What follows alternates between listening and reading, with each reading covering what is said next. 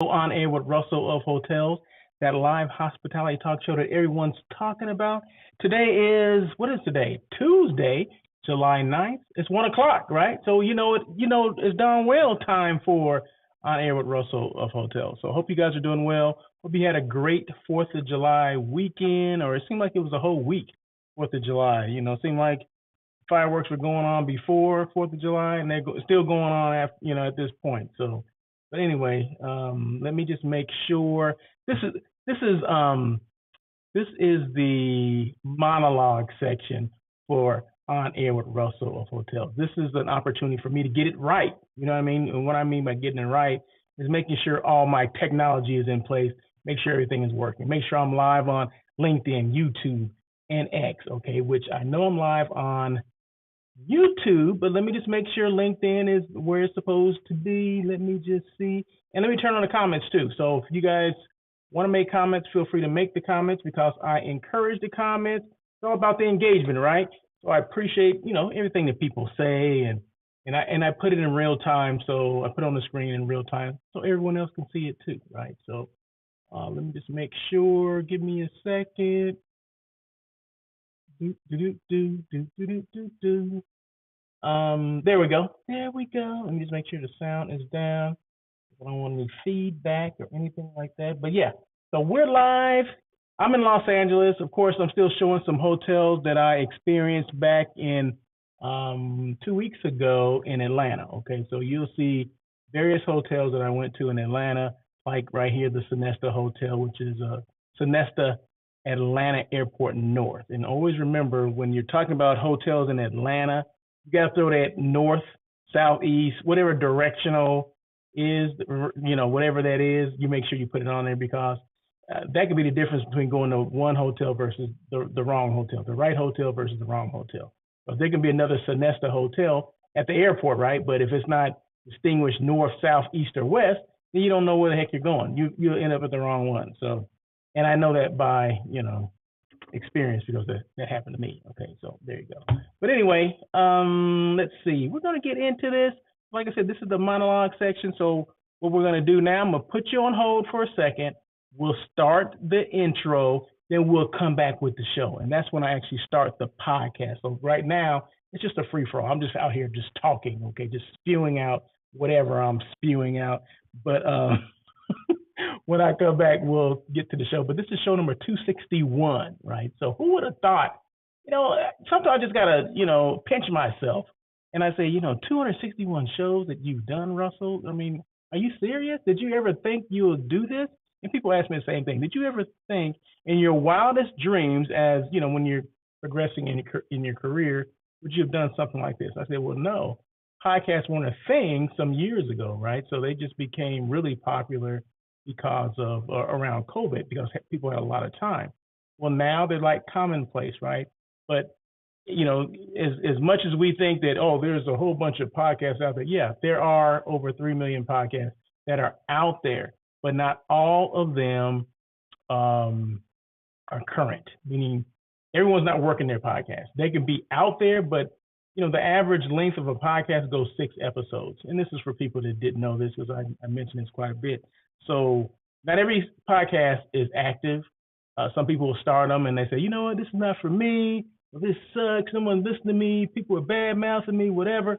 So, you got to cut out the noise. When you do things like this, you have to cut out the noise and just concentrate on what you do. Just put your head down and concentrate on what you're here to talk about. I'm here to talk about my experiences, right? Experiences that I've had that no one else has had, right? Because no two people got in this industry alike. No people had you may have the same jobs, but your experience in those positions and those jobs are different. So you can bring a different spin on everything, right? So never think that, oh, no one's going to listen to what I have to say. Well, you have a different way of spinning things. You have different network of people, network of friends, network of colleagues or whatever. So yeah, I mean, just if you're on the fence, I always tell people, if you're on the fence about doing it, just do it. Like Nike said, just do it. There you go. So That's all I got to say about that. But anyway, I'm going to put you on hold for a second, like I said. And I'm a one man show here. So you see me reaching over here. I got the Rodecaster here. I got the laptop in front of me. I got the Rode microphone over here.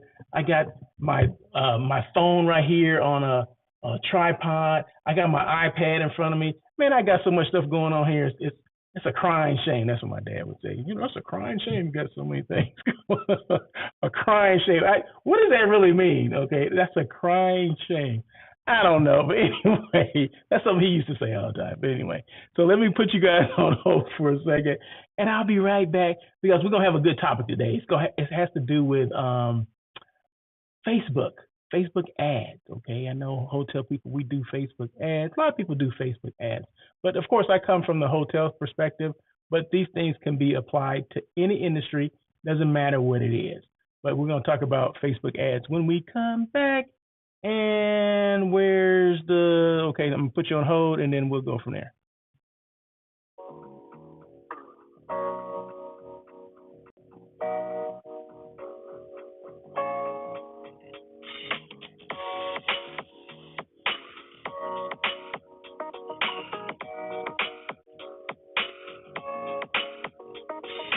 Welcome to On Air with Russell of Hotels, where we talk about everything hospitality, from hotels to influencers and everything in between. We will feature guest interviews with hospitality professionals who will share their experiences. Your host, Russell Edmond, has spent over 25 years in the hospitality industry, beginning his career with Marriott International in hotel operations, before moving into the sales arena and becoming a relationship-building director of sales and marketing. Russell then went to the other side as a hospitality entrepreneur. He now consults in the hotel and meeting space, which includes being the CEO of Russell of Hotels Group. Did I mention he was a veggie foodie? Yes.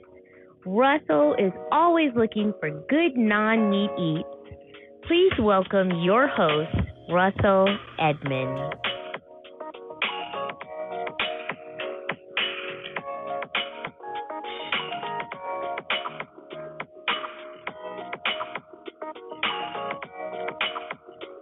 Hey.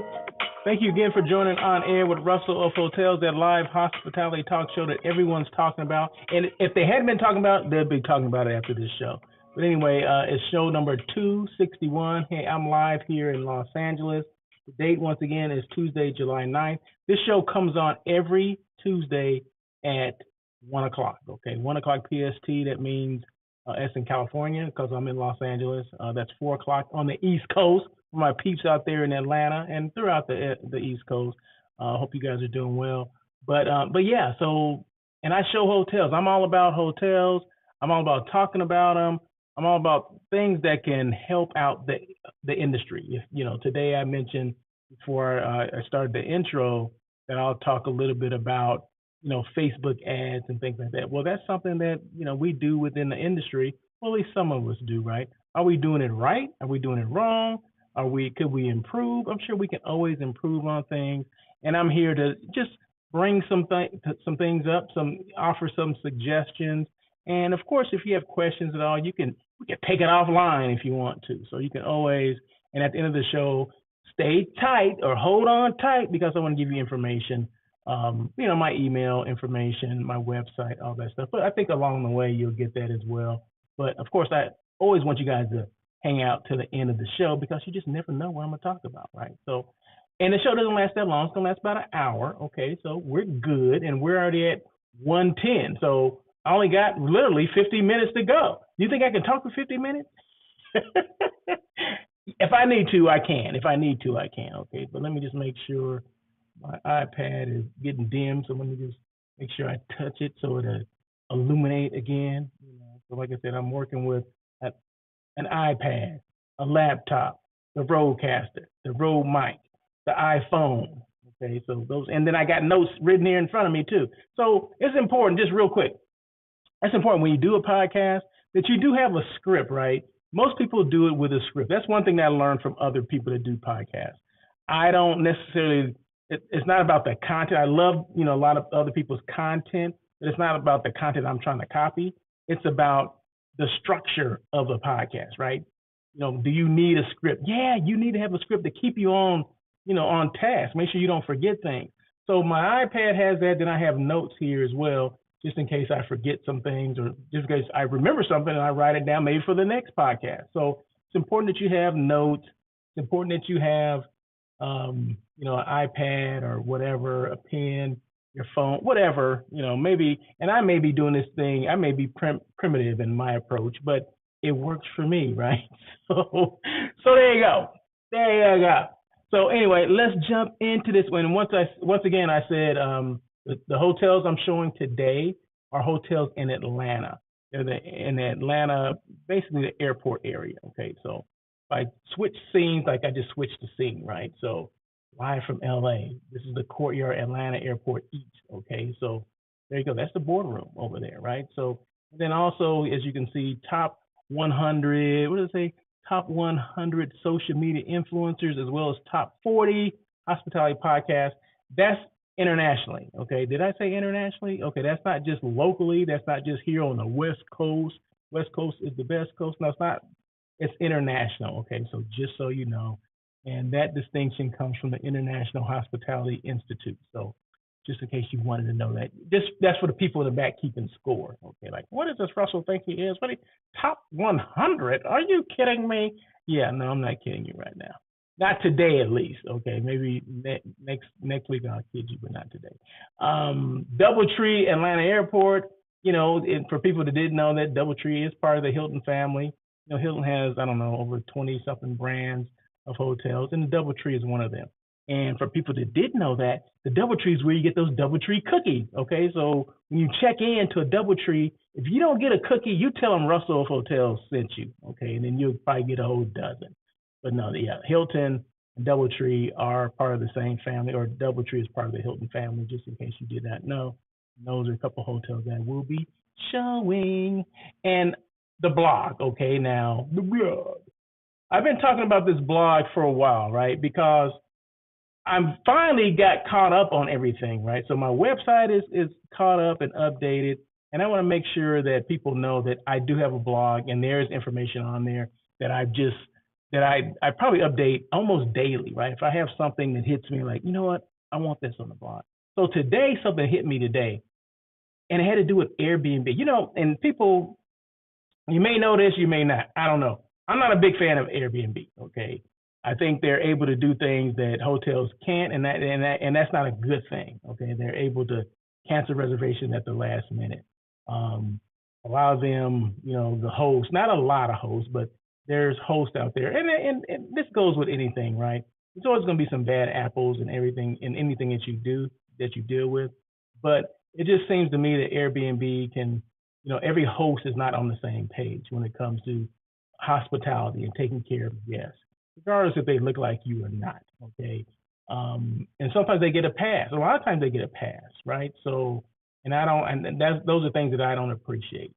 And I'm always going to be vocal about that because, and don't get me wrong, I've stayed in Airbnbs before and it has worked out for me, but I know many people that it did not work out for.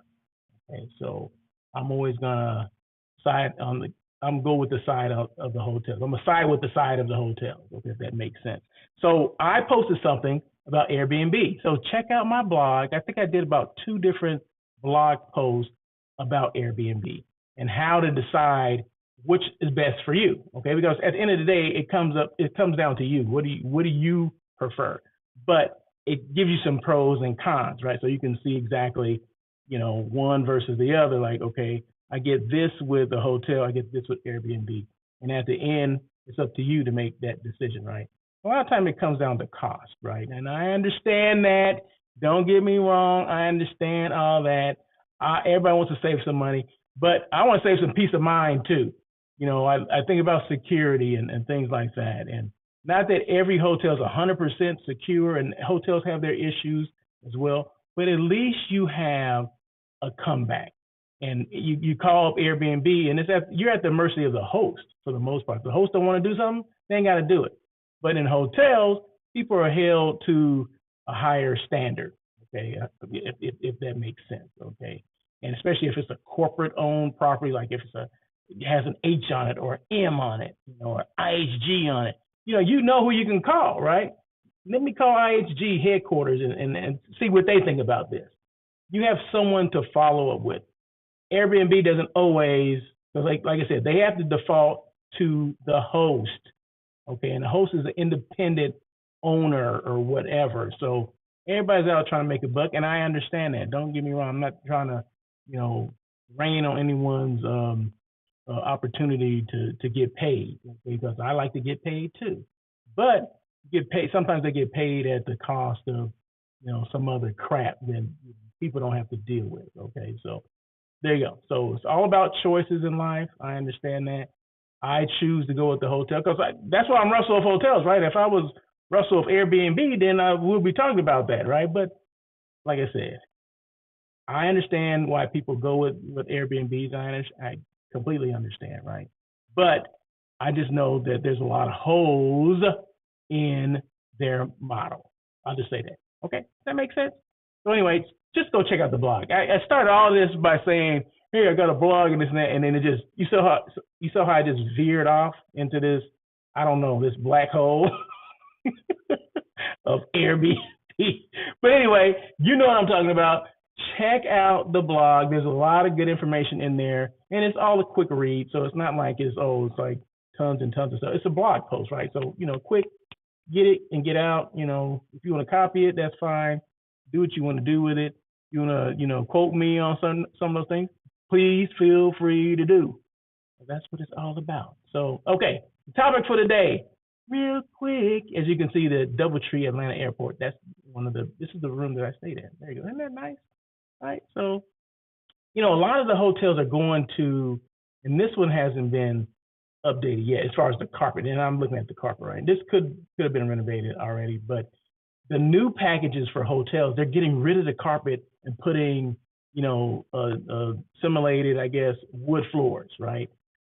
I think that's the cleanest way to do it because you're not gonna have to deal with spots and dirty carpets and things like that, carpets with stains and spots and all that stuff, which is a director of housekeeper's nightmare, okay? So if you got rid of that, they just have to sweep and mop the floor, boom, get out of here. That's it, right? So it just cuts down on time that it takes for them to clean the room. And I think it's a lot cleaner, right? Although this room looks good, in good condition, but just imagine if you saw a wood floor versus that carpet. And a lot of the hotels are going towards that. So if you haven't seen that yet in your travels, keep posted or keep your eye open because they will be transitioning to that. A lot of hotels have done that already. And in the next renovation package, a lot of hotels are going towards that. Your M's, your H's, your IHGs, your Hyatts, all those hotels are going towards that. So, and you heard it here. If you didn't know about it, you heard it here first on air with Russell of Hotels. Okay, so you're welcome. You're welcome. Okay, so the topic for today is 5 common mistakes hotels make in creating Facebook ads. And I guess the hotels don't make the mistake. I guess the people that are in charge of doing Facebook ads, they make the mistake, okay? It's not the hotel. We're always trying to blame the hotel for something. No, it's the people that are pulling the strings behind the scenes. If that's the director of sales and marketing, if that's the general manager, depending on the size of the hotel, if that's, they have a director of marketing, whatever, it's their issue, it's their thing. This is common mistakes that they'll make, okay? But we'll just say the catch-all is hotels, okay? Let's just say 5 common mistakes hotels make in creating Facebook ads. Okay, let's get to it. Let's get to it. Number one, targeting too broadly. What is the heck does that mean, dude? First up is a mistake I see all too often, targeting too broadly. Many hotels cast their nets too wide, hoping to attract a large audience. Unfortunately, this often means your ads are being shown to people who aren't interested in booking your hotel. So we want everybody, right? Or we're going to try to get everybody. No, you have to be targeted. We can't have a shotgun approach to this. The term shotgun approach? If anyone has gone hunting and they use buckshot, the buckshot is? basically a bunch of BBs or pellets inside of a shell, right? And then once you shoot the gun or the shotgun, it disperses, but it goes in a wide angle. So buckshots go everywhere. So you're trying to hit whatever's out there, right? No, you got to have more of a targeted approach or a rifle approach. A rifle has one bullet, right? So you're targeting that specific group of people, right? You don't want everybody because everybody ain't going to use your hotel. So we have to be in the mindset of that, okay, I need to target these specific people or this specific group of people, this age of people, this demographic, people that travel with their kids, that's what I mean.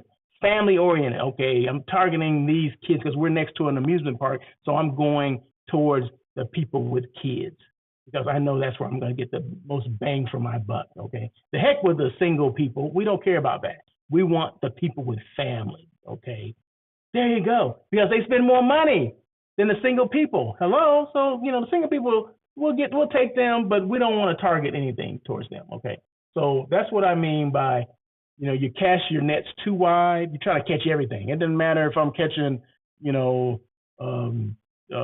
trout, bass, or catfish. If you're doing a targeted approach, I'm only fishing for the catfish. Okay, I'm using chicken liver. I only want them. Right? I don't want this other. I don't want the bass and the trout and all that stuff. I don't want that. I want the catfish. I'm just using that as an example. Did you like the analogy at least? Come on now, help me out here. So now imagine if you can narrow down your audience to the most likely to book a stay with you. It's all about using Facebook advanced targeting options to hone in on specific demographics, interests, and behaviors. This way, you're not wasting money or uninterested viewers, but rather investing in potential guests, and that's what you want. If you're not sure how to do this, I can definitely help you guide you through the process. So there you go. So number 2, poor visuals and copy. The second mistake is using poor visuals and copy. Your ads, images, and videos are the first thing people notice. If they're low quality or unappealing, potential clients will simply scroll past. We all do that, right? If we don't see the photo or video that's like crisp and to the point, we just go past it. I mean, we do that all the time on social media, right? If something does not get our attention, we keep it going. Okay, so make sure you have high quality photos and videos. Okay, make sure it makes sense. It looks good. Make sure you look at it and say, "Oh, I would book there." If you wouldn't book there, why would you put those photos up there? Sometimes we need to get, as whoever's in charge of doing these things, we need to get the buy-off of other people, other departments that maybe have a different look. Or maybe these people, if you're going after families, and they happen to have families, maybe, ask them, hey, what do you think about this ad? Instead of us just saying, you know what, this is what I'm going to put out. I don't know nothing about families because I don't have any, and I don't want any. Okay, and that's fine if you don't have any, you don't want any.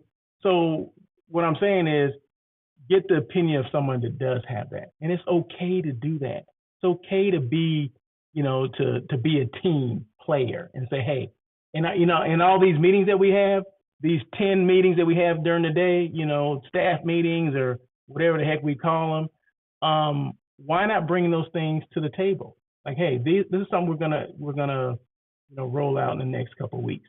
Tell me what you think.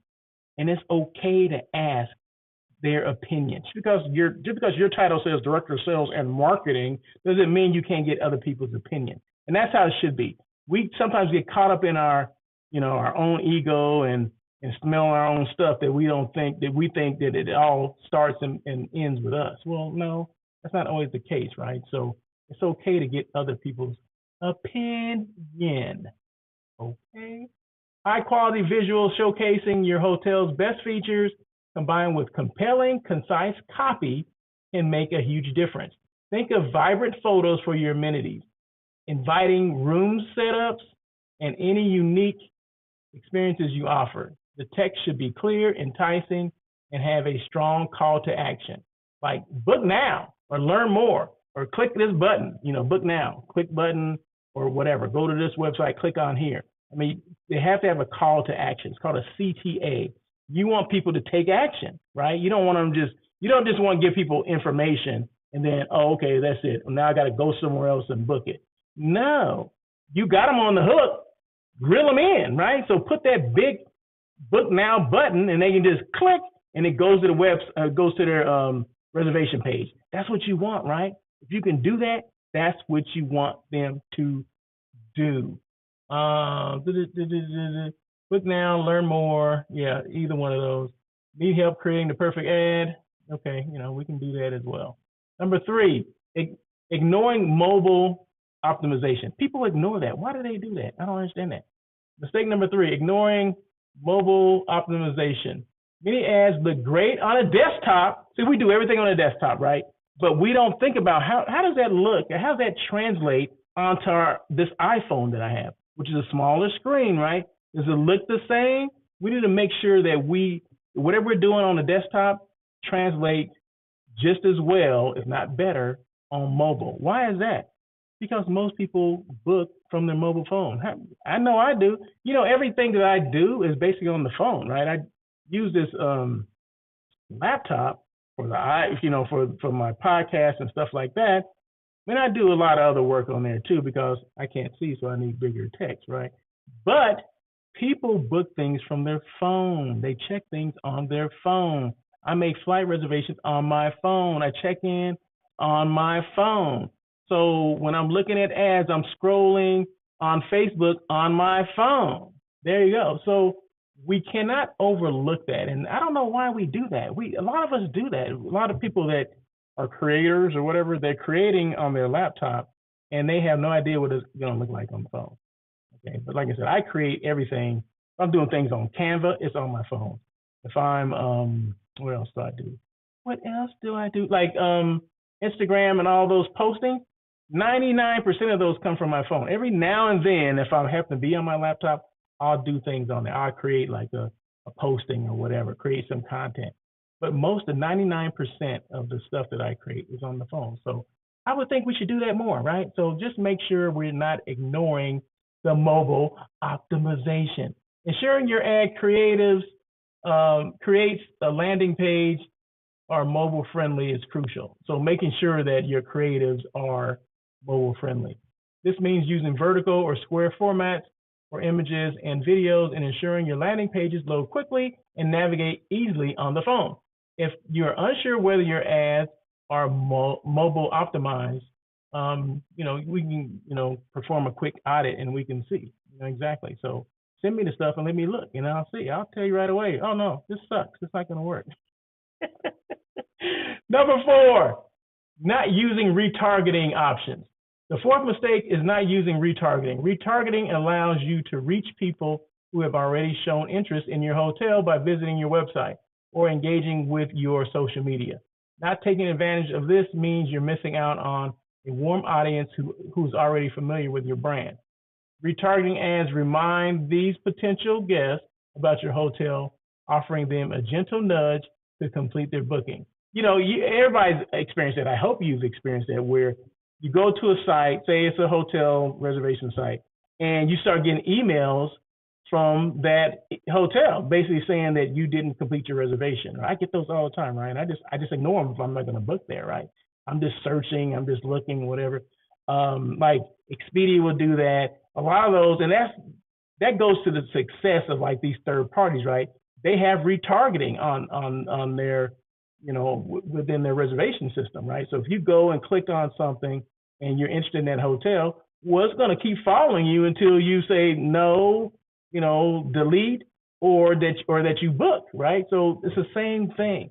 So if someone's checked out your Facebook ad, you need to have a retargeting feature on there so it follows those people. So that's already a warm lead because they've already looked at your hotel. They're familiar with your hotel. So why not follow these people until they book, right? Pester them.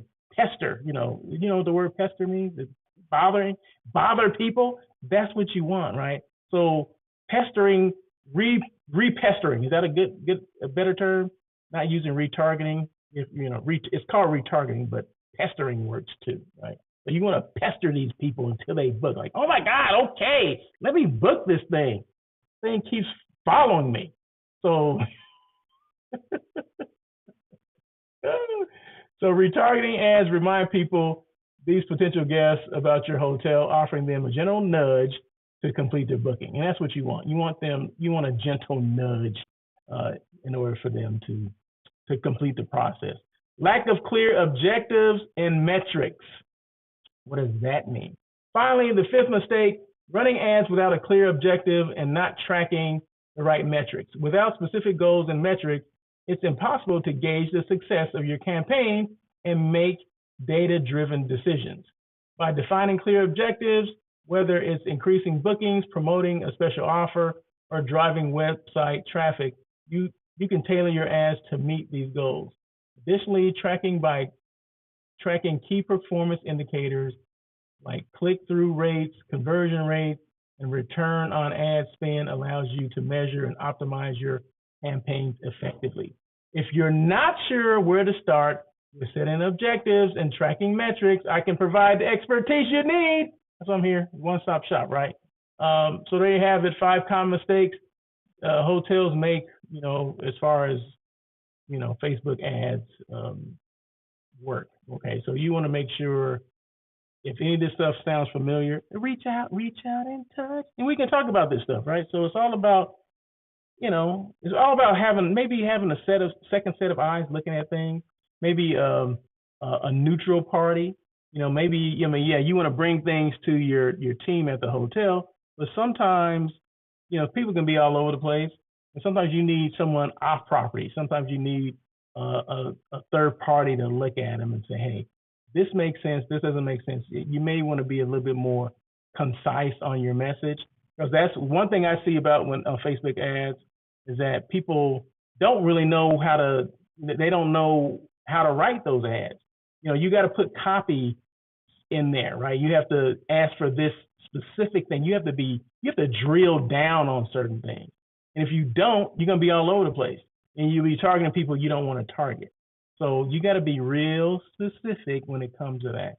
And yeah, I can help you with that stuff. So feel free to reach out. And like I said, at the end of the show, I will make sure you get all the information you need to contact me. Okay. So that's just a little bit on, Facebook ads and some of the things that we're missing in the boat. And these are the most common things. There's more things that people do, but these are at least my 5 top common things that people miss when they're doing Facebook ads for hotels. So boom. Okay, so now that we're done with that, let's move on to something else, shall we? Who am I? People ask me, and as I take a drink of water here,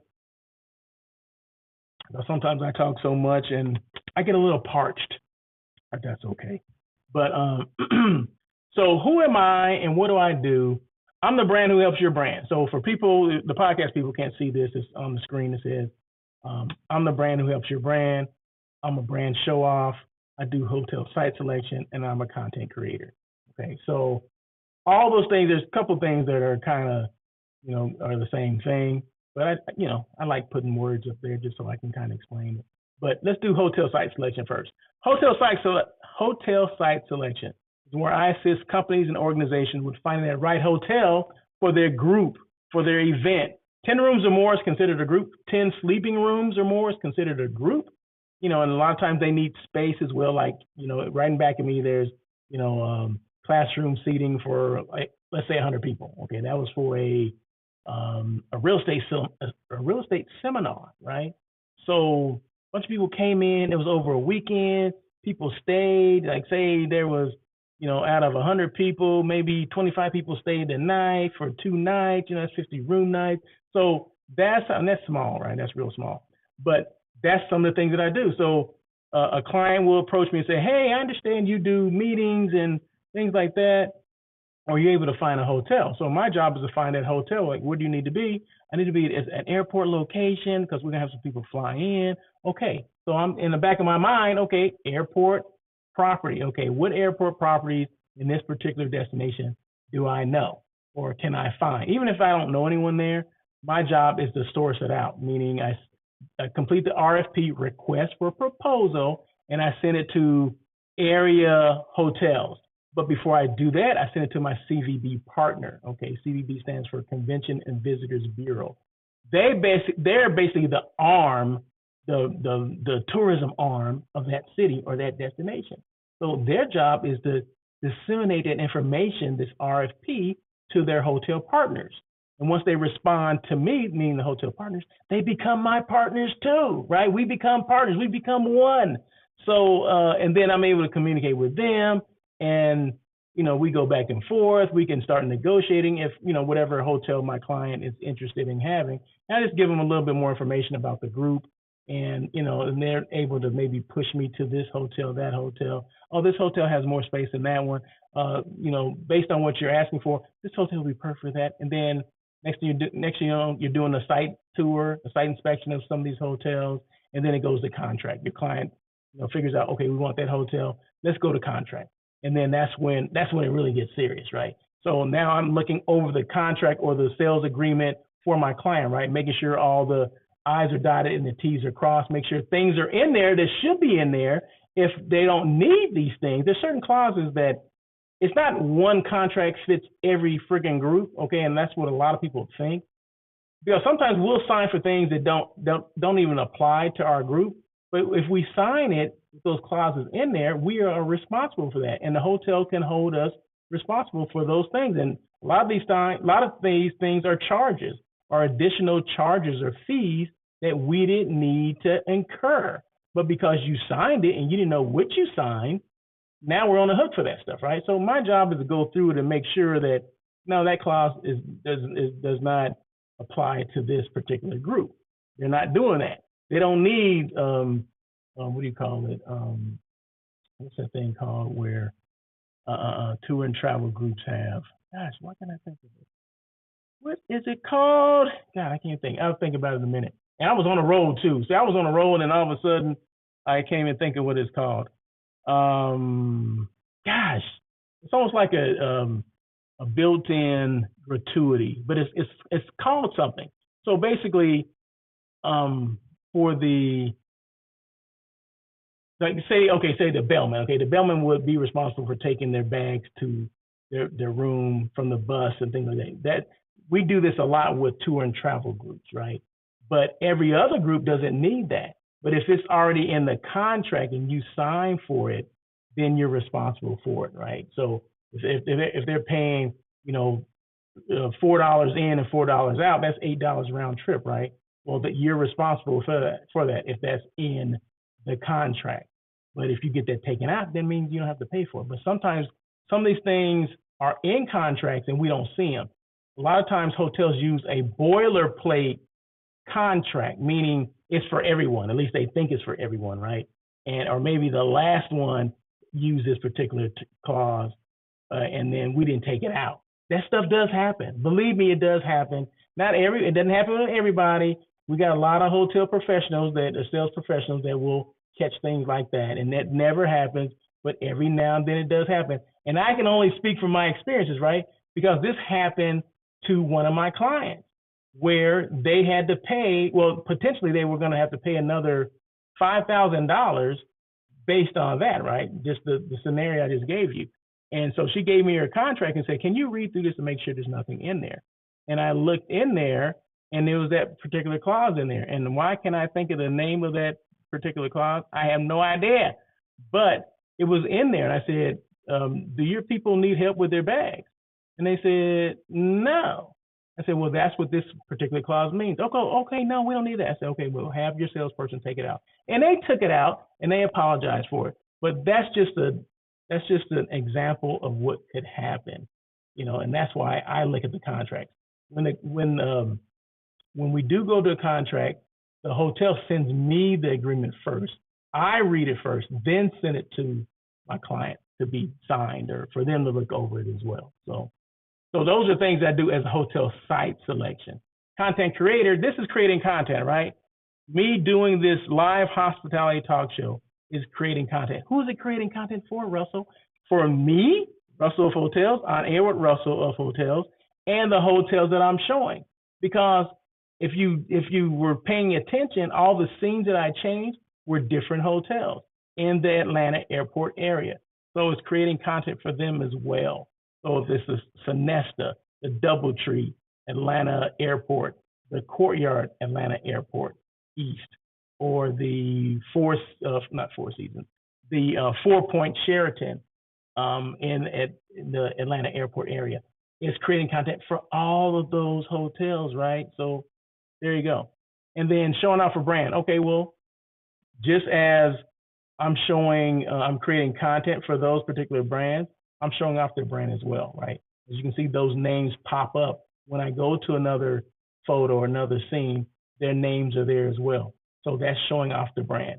So I'm the brand, ultimately, or at the end of the day, I'm the brand that helps your brand. So the Russell of Hotels brand is helping these hotel brands.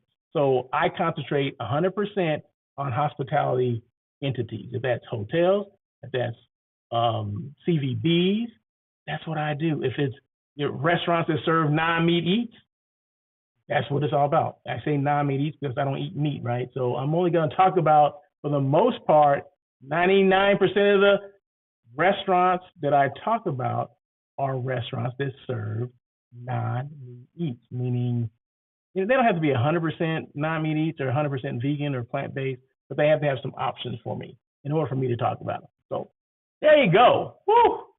That was a good one. Man. Okay, who's hiring? Real quick. We only got 20 minutes. We got 18 minutes to go. See, that's what I'm talking about, right? It just flies, doesn't it? So, okay, who's hiring? And these are in the greater Los Angeles area. You know, I'm not going to have anything in Atlanta unless the people in Atlanta want me to do that. And that comes with, we have to have a side conversation before we even get into that. But these are hotel-related jobs, or let's just say industry-related jobs in the Los Angeles or greater LA area. So who's hiring? So I got 3 of them. UCLA Lake Arrowhead Lodge. Now I know this property because I've had countless meetings at this property. I love the property. It's up in the mountains, great for retreat, corporate retreat, family retreat, religious retreat, whatever. You're out there in the middle, you're not in the middle of nowhere. I'm not going to say that, but it's across from a lake. It's just so picturesque. It snows up there. It's about between 6,000 and 7,000 feet up. Okay, so it does snow up there, and yeah. So UCLA Lake Arrowhead Lodge is looking for a director of sales and marketing. One thing that I didn't understand, they gave a salary range, and this was on Indeed. Okay, so maybe the Indeed people did this and not the people that are actually looking for a director of sales and marketing, meaning the Lake Arrowhead people. It said the salary range is from $78,000 to $175,000. That doesn't even make any sense. Okay, no. First of all, that job you would not take for, I would say, less than $135,000. I wouldn't take it for less than $135,000. So the range, if they want to do a range of $135,000 to $175,000, that's great. But $78,000 to $175,000, like a $100,000 gap. So I'm going to say that Indeed did that, but whoever's responsible for putting ads in Indeed or H Careers or Searchwide, make sure you see the copy before they run it. Make sure it aligns with what you're looking for, because who would settle for a range of between 78 and 175? That doesn't even make any sense. So anyway, just thought I'd throw that out there for people out there. Crown Plaza, San Pedro, they're looking for a director of sales and marketing as well, and it says they're paying $100,000. That could be on the low end, okay, just so you know. And then Tourism New Zealand, that's like a DMO, a CVB for, New Zealand. And this is based in Los Angeles. They're looking for a marketing manager. That's the first time I've ever seen that position. So that looks pretty good. I like that. So Tourism New Zealand, Los Angeles office, they're looking for a marketing manager. Crown Plaza in San Pedro, which is outside of LA, not too far from Long Beach. They're looking for a director of sales and marketing. And then UCLA Lake Arrowhead Lodge, which I love, they're looking for a director of sales and marketing as well. There you go. And as you can see, Sonesta Atlanta Airport North. This is their restaurant. Isn't that nice?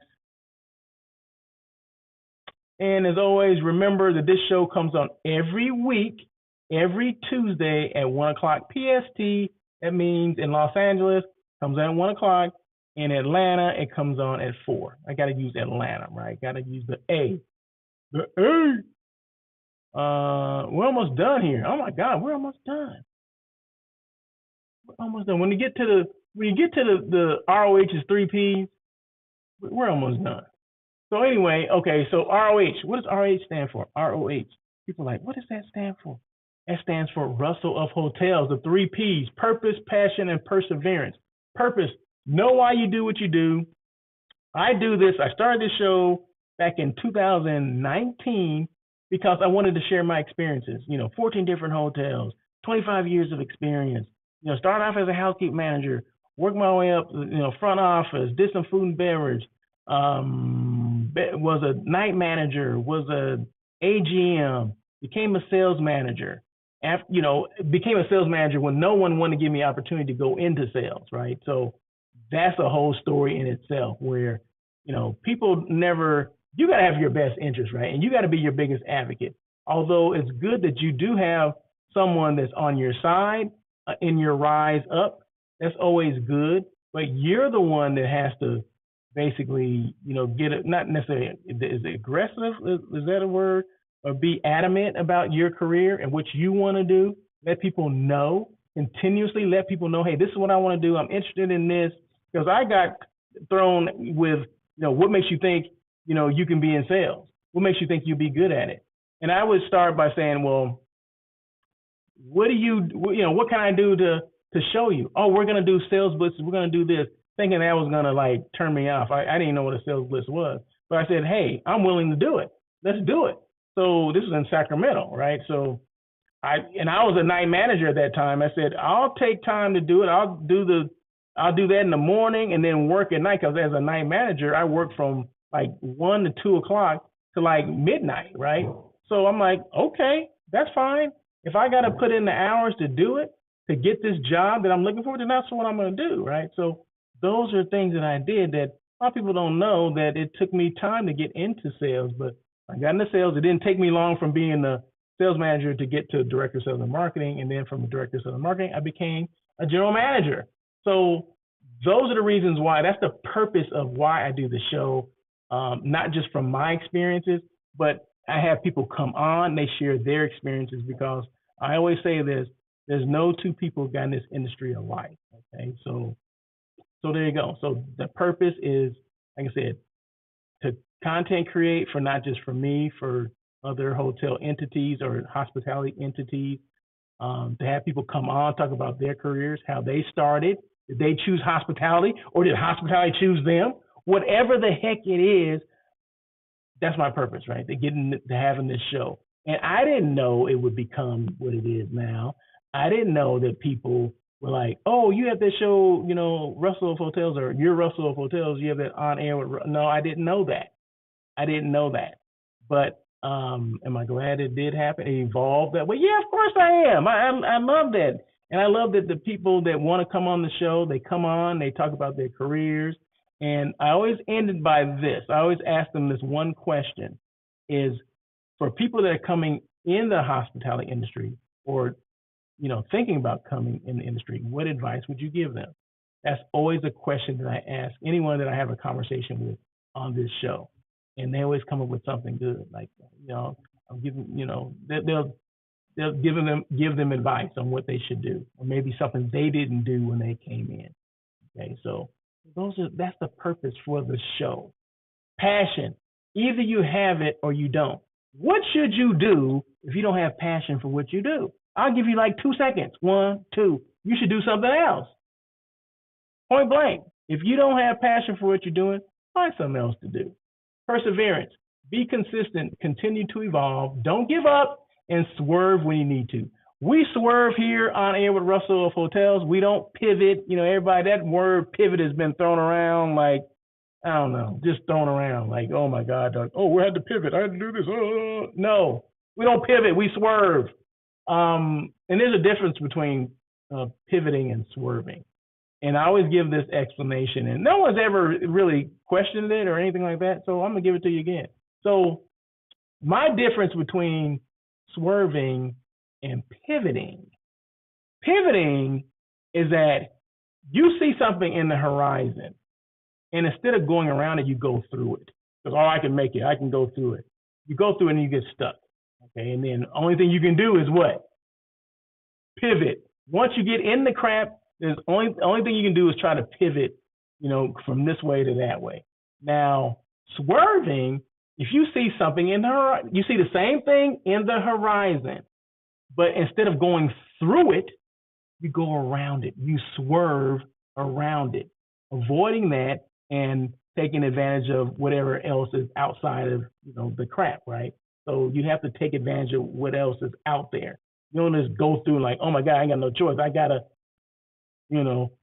pivot this way, pivot. No, no, no, no, no. We don't do that. We swerve. Okay, so that's the difference. Okay, so like I said, no one's ever questioned that. No one's ever said anything about that. But that's what makes me Russell of Hotels, I guess, right? I come up with this stuff. I just like, ding. Okay, yeah, pivoting and swerving. Okay, I don't like pivoting. I like swerving. Anyway, and plus it sounds cooler. So, and plus it sounds a lot cooler. Okay. So anyway, so we're at the end of the show, but thank you guys so much. And email me if you have questions at all about anything I talked about, or maybe some things I didn't talk about, and you want to see on the show, you want to talk about coming on the show, whatever it is, give me a call, give me an email. And remember the blog I mentioned earlier, go to russellofhotels.com. That's where the blog is. Also, my phone number is there if people want to call me, because some people do opt to call. It's like, I don't want to email this clown. I'm going to call and give him a piece of my mind. Okay, that's fine too. Okay, but just remember this. I don't know everybody's phone number, right? So sometimes if I don't recognize a phone call, a phone number, I don't answer it. Leave a message, and I definitely will respond to you as soon as possible. So don't think that's a bad thing if I don't answer the phone. I don't answer many calls because a lot of that spam stuff, and not the spam you eat, the spam that people will call you and sell you all kind of stuff that you don't need or attempt to do that, right? So, but anyway, this is Russell of Hotels. This is On Air with Russell of Hotels. Comes on every Tuesday. I also do a daily check-in with Russell of Hotels. That comes on Monday, Wednesday, Thursday, and Friday, around between 12 and 3. There's no exact time on that, but normally I do that as well. But that only lasts maybe 20 to 30 minutes at the most for the most part, right? So I'm on 5 days a week. I'm as consistent as your pocket watch. I mean, does your pocket watch keep good time? I'm as consistent as that, right? So I'm as consistent as the sun's gonna rise and it's gonna go down. It's gonna rise and set. Okay, so that's as consistent as I am. Okay, so one thing that there's a lot of things I can't say, but one thing I can say is that every Tuesday at 1:00, Russell of Hotels is going to be here. We've been doing it for 261 shows. Okay, not many people can say that they're that consistent. So when it comes to, somebody wants to come on and talk about something, or somebody wants their hotel to be displayed on the show, it's going to be consistent. You're going to be on there 5 days a week. Okay, so with the name of your hotel or your logo placement and all that kind of stuff.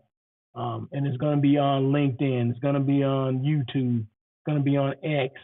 And the replay will be on, guess what? Facebook. Okay, so it's going to be on those 4 different platforms consistently for every eye to see, okay, and every ear to listen to. And it's also a podcast, meaning a traditional podcast. The same video that you're seeing me, I take that sound and make it into a podcast. So as we're talking now, it's being recorded right now. So I just got to upload it or download it or something loaded, and we go from there. So that is it. So no questions at all. I thank you guys so much once again for listening and watching On Air with Russell of Hotels, that live hospitality talk show that everyone's talking about. And I apologize for the brain freeze that I had where I couldn't think of the term, and I still can't think of it. I don't know.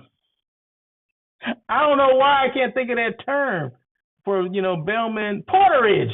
That's it. Gosh darn it. It's called porterage. Okay, so for tour and travel groups, they have this, it's an addendum in the contract for porterage that we charge, the hotel will charge the group, round trip, $8, $4 in, $4 out. For the bellman or whoever does this to take your bags from the bus and transport them to your room. Then once you check out, you just put you put your bags outside the room, and they take them back down, put them in the bus, right? They tag them and all that stuff. That's called porterage. Dang, I could not think of that. Porterage. I'm gonna keep saying that. Porterage. Porterage. That's it. So yeah. So this one corporate group that I had, it was in their contract that they had to pay porterage. I'm like, no, they don't have to pay porterage. I had to call my client just to make sure. I'm like, hey, there's a porterage addendum in here, or part of the contract's in here. Should it be in there? And what is that? She didn't know what porterage was, so I had to explain what it was. She was, oh no, we don't need that. They take their own bags. There's a corporate group. She's going off on me. I said, wait a minute. It was in there, and I gave her an example. I said, this could be. I said, I'm pretty sure that the hotel just made a mistake. Sometimes they use boilerplate contracts where a lot of these terms or conditions are in these contracts, right? And they forget to take things out based on the type of group. And that was the situation. And they just looked at it like, oh, well, we made a mistake. We're so sorry about it. So they took it out. But had she signed that, it'd have been I want to say it'd been about $5,000.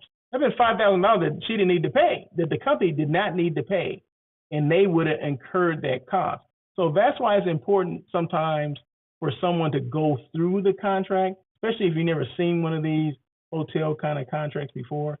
They're getting a little bit more. They used to be easy to read. They used to be like one page. Now they're like 10, 15 pages. So there's a lot of stuff in there. A lot of stuff you don't need for every group.